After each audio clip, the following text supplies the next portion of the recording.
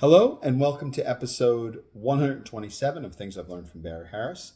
And before we start the episode, I just wanted to mention that this video is being sponsored by OpenStudioJazz.com, which is a wonderful place where I am going to be starting a guitar program starting on the beginning of February. First Friday it starts in February.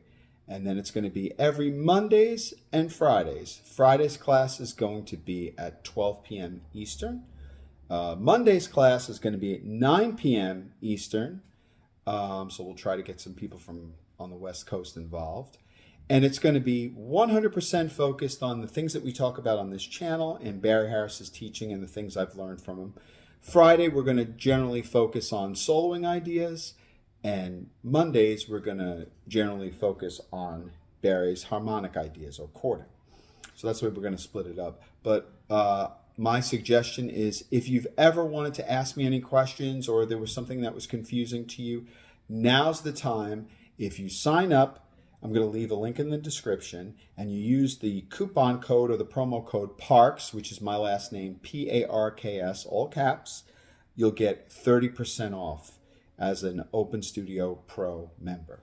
And as a Pro member, if you scroll down and you see all the different classes it lets you be able to attend, all of the other videos that they've already pre-recorded that it lets you attend, it's just an unbelievable amount of material for you to go through and to learn.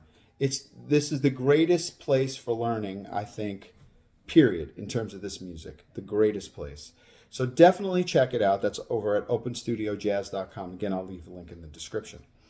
So today, what I thought we would talk about is, we know Barry's two scales of chords that we generally talk about, which is major sixth diminished, and we talk about minor sixth diminished. Now,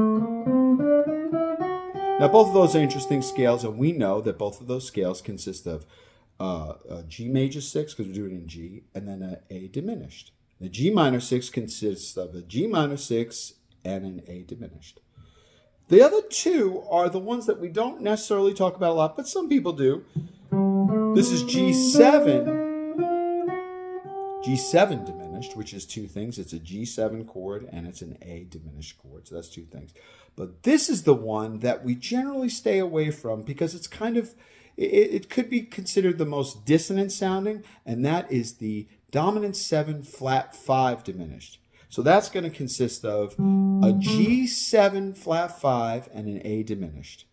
So it's going to have a root, a second, a third, a fourth, a flat 5th, flat 6th, flat 7th, major 7th, and a tonic. So here's our scale.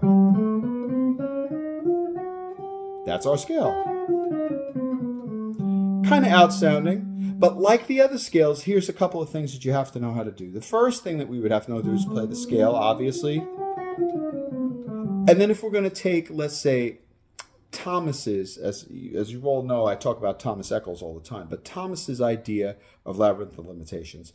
But Thomas's idea of using this elevator, where the first thing you have to know is single notes. The second thing you'd have to know on that elevator would be thirds.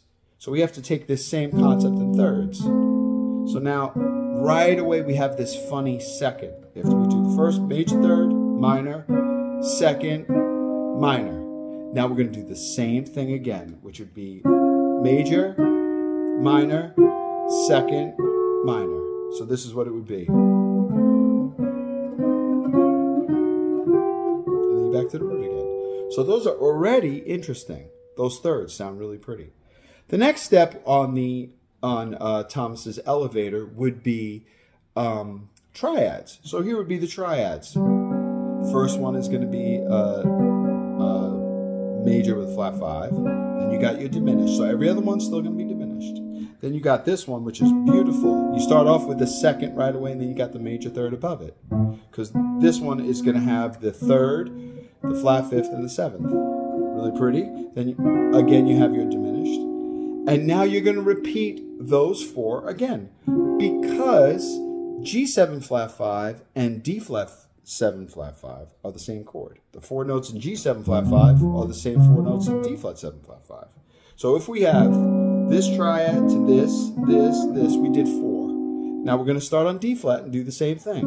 There's that flat 5, there's the diminished, there's that where you start off with the second again, and then there you go, starting from the beginning, and then you're back to the first one again. So those are really beautiful. Let's use a few examples just to see how we need to really know these. Let's say we're saying D minor 7 to G7. Now that's pretty. But let's say if we do some triad stuff instead. So let's say, and instead of this chord, let's play. So let's try that. Let's see what it sounds like.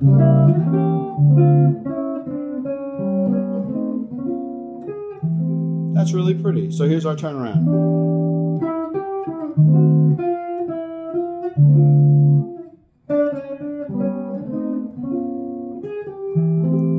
Really beautiful triad stuff. I love that sound. How about if we do the triad from here?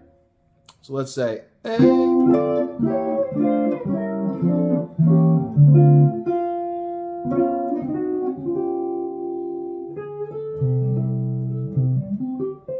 Those are also beautiful. I love these sounds for the triad. Let's start it from the D flat 7 flat 5. So let's say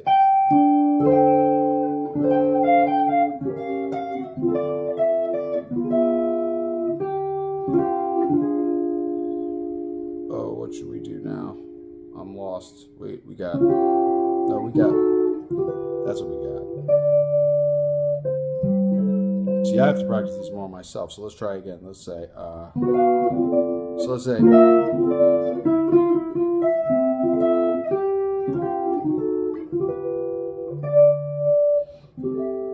really beautiful. I love the sounds. How about if we just do thirds? Let's see, let's try to do some thirds.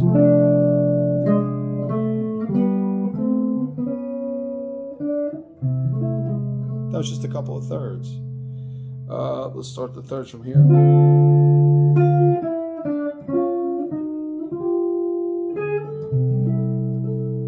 Those are really pretty. But do you see how just knowing some of these triads, they're so pretty, and then just moving them parallel? I love this sound. And they're definitely useful. You will definitely use them if you get them in your fingers. I use them anytime there's a dominant chord.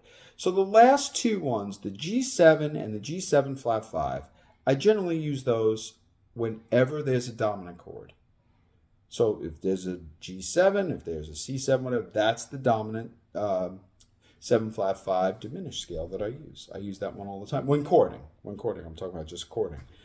But those are the little overlooked ones. And as a matter of fact, I think Barry knew about the major 6 and minor 6 in the 50s, but he didn't think about the dominant 7 and the dominant 7 flat 5 diminished until way later. I think it was like the 80s he said he was talking about those. So we really need to get on those two scales of chords because they are beautiful. The dominant 7 is beautiful too. I mean, listen to the dominant 7. That's also beautiful.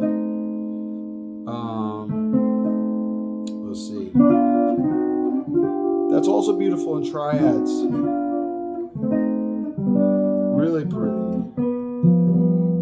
Beautiful sounding stuff. So the triads are really important. But I would say definitely go over dominant 7 flat 5 diminished scale because you're going to find you use it all the time. The drop 2s are beautiful. But you know, we do drop 2s all the time. It would be nice to do some smaller things too. Like those are pretty too. Drop 2s, drop 3s are pretty. Drop 2, drop 4 is pretty. But it's nice to do the smaller things. And then if you start doing like a contrary motion, that's really beautiful. Or if I start on the third. So maybe let's do an example like that. Let's say.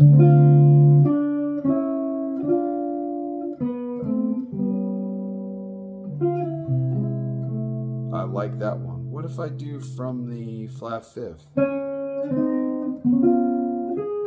Oh, I like that one. Let's try that one.